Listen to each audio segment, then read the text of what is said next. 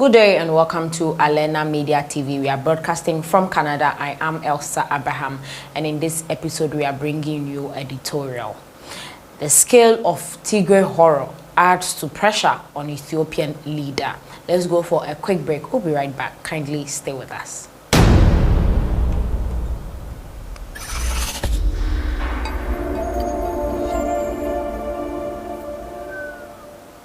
Welcome back from that short break. Now, new claims emerge of sexual atrocities and massacres by Ethiopian troops.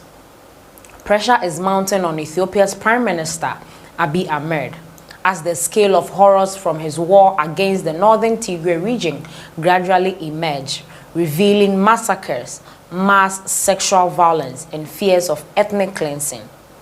Ethiopia has for months insisted that its army operations, which began in October last year, have officially ended and solely targeted the Tigrayan People's Liberation Front, leadership and the forces, which ruled Ethiopia for almost 3 decades before Abiy came to power.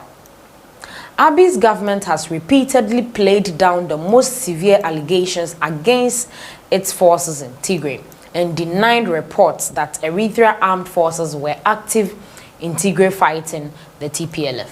Yet, last week, he finally conceded that Eritrea soldiers were at the border area between Tigray and Ethiopia's former foe turned ally. Eritrea's army was now retreating from Ethiopia, he said. Eritrea's government has not publicly acknowledged any role in Tigray or confirmed its troops would retreat.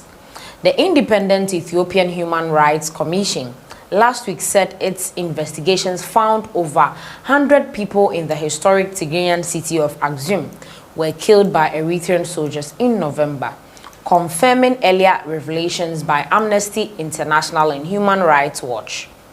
Reports confirming atrocities by Eritrean soldiers present in Tigray and revelations of the devastation of the past 5 months have fueled international condemnation of both Ethiopia and Eritrea. The EU placed sanctions on Eritrea this week amid concerns that many of the attacks could amount to crimes against humanity.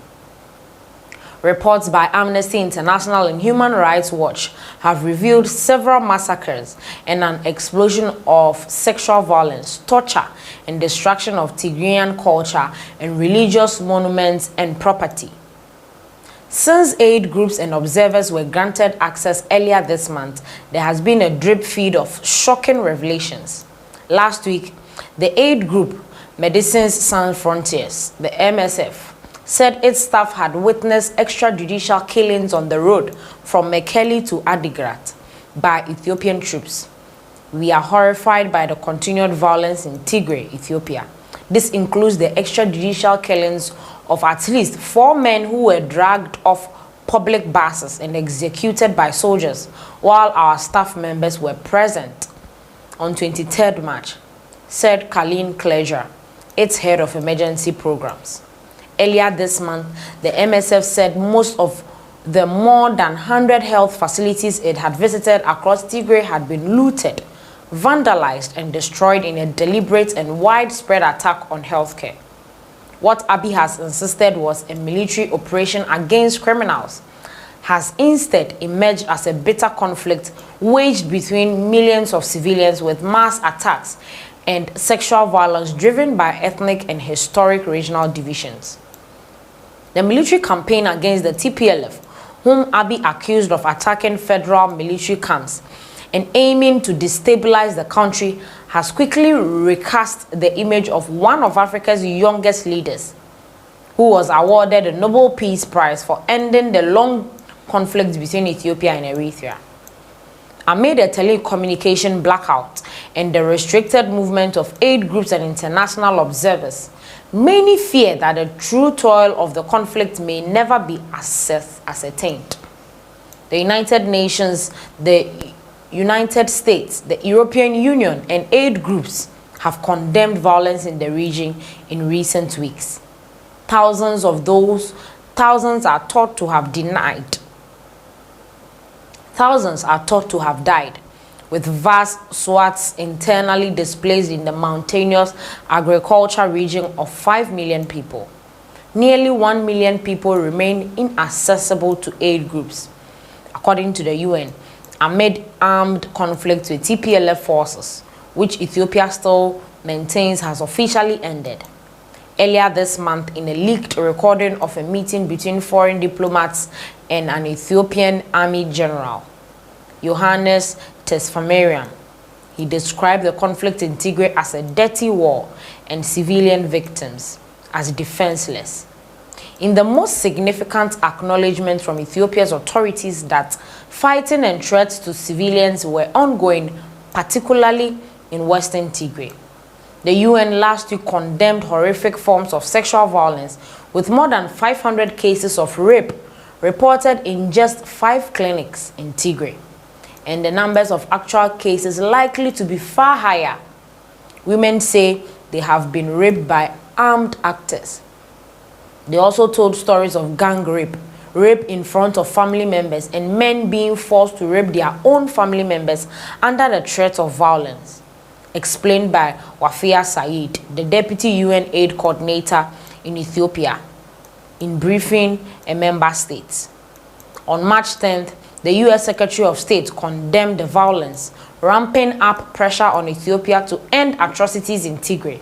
Following investigations, Antony Blinken said he had seen very credible reports of human rights abuses and atrocities, and that forces from Eritrea and Amara must leave and be replaced by a force that will not abuse the human rights of the people. Ethiopia dismissed Blinken's statement as unfounded, but said it would permit an investigation by the African Union.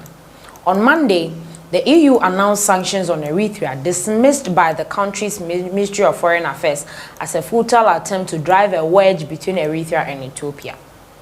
Nearly 70,000 refugees have fled to camps in neighboring Sudan since November, some suffering physical injuries from attacks in Tigray, others suffering from the horrors they witnessed before they escaped. Before 26-year-old El Sabahi fled to Hamdayet town in Sudan, she was a midwife in Adwa, eastern Tigray, and lived a comfortable life. In November, shelling and fighting destroyed much of Adwa. By early this year, several hospitals and clinics were destroyed, looted, and taken over by Ethiopian forces. I was secretly delivering home-to-home services for pregnant women, she said. There is gunfire every day. There is questioning every day, she said, from the camp overlooking the Sudan's border with Ethiopia. Attacks on medical officials had driven her to leave, she said. I saw an ambulance with a patient and a nurse. When they were stopped by Ethiopian soldiers, they killed the driver and the nurse, and they drove away.